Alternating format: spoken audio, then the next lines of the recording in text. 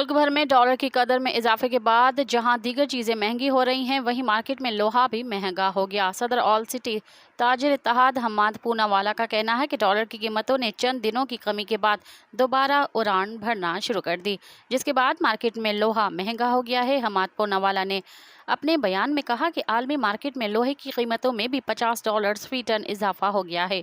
उन्होंने बताया कि डॉलर की बढ़ती कीमतों और आल मंडी में लोहे की कीमतों में इजाफे से लोकल मार्केटों में भी इजाफा हो रहा है।